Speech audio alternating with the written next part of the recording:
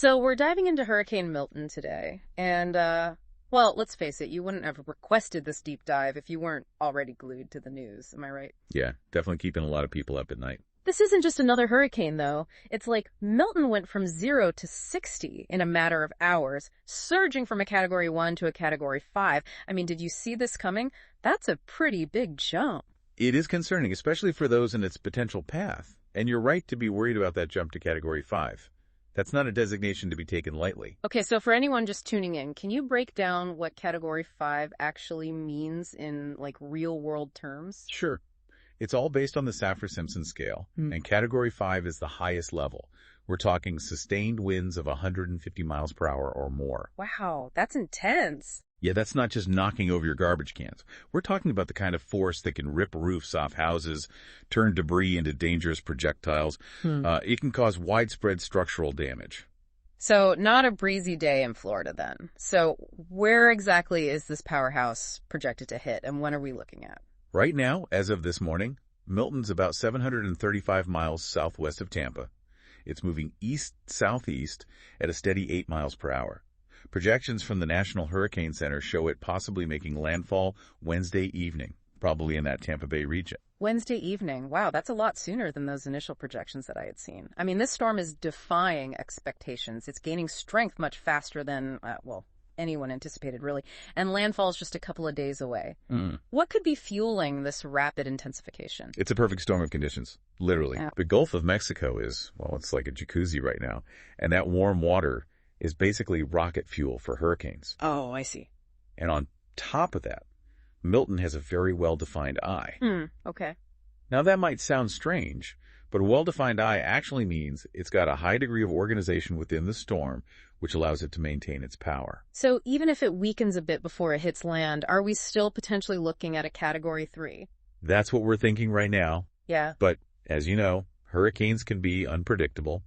It wouldn't take much, maybe a slight shift in its path or a change in the ocean's temperature, to create a completely different situation. This is what's making me nervous, though. We're talking about a major hurricane, potentially slamming into a densely populated region like Tampa Bay, and it's easy to get caught up in the categories and the science, but what does this actually mean for people on the ground? Yeah, it's a real concern. I mean, this isn't just a case of boarding up windows and hoping for the best, is it? Not at all. We're talking about a chain reaction of threats here, and the danger goes way beyond wind speed. Okay, so it's more than just the wind. Right. Wind is definitely a concern, but then we also have to factor in the storm surge. So what exactly is a storm surge? Can you paint me a picture? Well, imagine a wall of water, sometimes several feet high, being driven inland by the force of the hurricane. That's storm surge. And in this case, the entire stretch of Florida's Gulf Coast, from Flamingo to the Suwannee River, including, of course, Tampa Bay, is under a storm surge warning. Wow, so this isn't just beachfront properties at risk here. We're talking like areas miles inland that could potentially be underwater. Exactly. Gosh, that's scary. And then, of course, on top of that, you have those 150-mile-per-hour winds we talked about. Right. It's hard to even imagine that kind of force. But we're talking about winds that can tear homes apart, rip trees from the ground, turn everyday objects into deadly projectiles, and knock out power, maybe for days, even weeks in some cases. And of course, I'd be remiss not to mention the rain. This isn't just a passing shower, right? No, not even close. The projections are showing 5 to 10 inches of rain. And some areas could even see up to 15 inches by Wednesday night. And that amount of rain in such a short time frame, well, that leads to flash floods. Streets turn into rivers. Drainage systems get overwhelmed. And you start seeing rivers and canals breaching their banks. It's a recipe for some pretty serious widespread flooding. And we haven't even touched on the tornadoes that often accompany hurricanes like this one. Right, and that's a valid concern. Hurricanes are notorious for spawning tornadoes, and Milton is no exception. Right now, there are roughly 11 million people in the potential path of these tornadoes, and they could hit as early as Tuesday and Wednesday. Oh, gosh. And the real danger with tornadoes is how quickly they can form and touch down, often with little to no warning. So even if you're prepped for the hurricane, a tornado can feel like a whole other level of disaster. And as if the threat of Milton wasn't enough, a lot of people seem to forget that Florida is still dealing with the aftermath of Hurricane Helene just last week. Absolutely. You're right. Many communities are still picking up the pieces from Helene. And that makes the potential impact of Milton even more concerning. Emergency resources are already stretched thin. The timing of this couldn't be worse. It's a lot to take in, isn't it? Especially if you're down in Florida, bracing for impact. It is, and I imagine there's a lot of folks feeling anxious right now, just glued to the news, wait and see what happens. Absolutely. And you and I, well, we've been glued to these reports. So let's talk about the response effort, what's being done, because we're talking about a potential 7 million people being advised to evacuate. It's like evacuating the entire city of Chicago. Yeah, that's a good way to put it into perspective. So, I mean, logistically, what's involved in something like this? This could be the biggest evacuation we've seen in Florida since Irma back in 2017, and it's definitely one of the largest in the state's history. Wow. So it's one thing to issue an evacuation order, but how do you actually move that many people to safety? It's a huge effort, and it involves a coordinated mobilization of resources.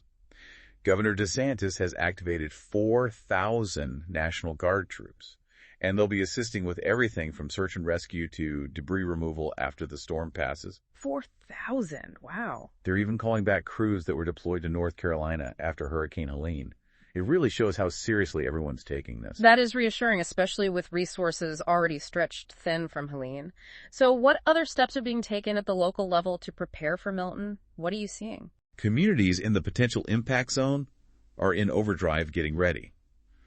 For example, schools in Pinellas County, which includes St. Petersburg, they're closed starting today through Wednesday. Oh, wow. Okay. That gives families a little bit of breathing room to finalize their evacuation plans if they haven't already. Right. And Tampa's opening city-owned parking garages, free of charge, so residents can move their cars to higher ground. Oh, that's smart, yeah. It's a small step, but it could make a big difference in preventing some of that flood damage to people's vehicles. Yeah, absolutely. Now, what about federal assistance? Is FEMA on the ground yet? Absolutely. FEMA is playing a critical role here. Right now, there are over 800 people displaced from Hurricane Helene who are currently in FEMA-provided lodging. Oh, wow. And there are 22 shelters open that are already housing another 1,000 people. Goodness. But FEMA has assured the public that they are equipped to handle multiple major events at the same time.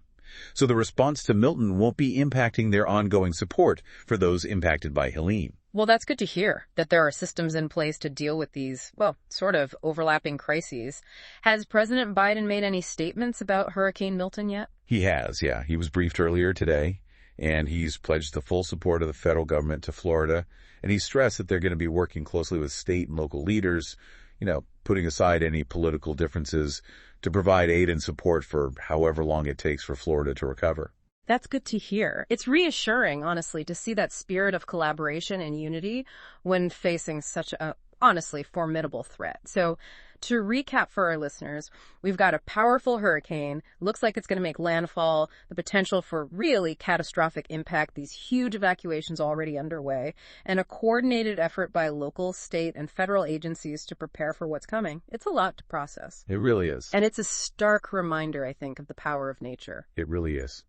And while we've gotten better at tracking these storms, at making predictions, there's always that element of uncertainty, which just shows how crucial preparedness is, not just for events like this, but for anything life throws our way. It makes you think, what lessons can we learn from events like these, both as individuals and as communities and even as a nation? How can we be better prepared, not just for the next hurricane, but for any crisis that might come our way? Right. It really makes you think. It does. It really does. We're going to continue to keep a close eye on Hurricane Milton as it develops. And we'll be back, of course, with more insights and analysis as the situation unfolds. For now, though, this has been our deep dive into this developing situation with Hurricane Milton.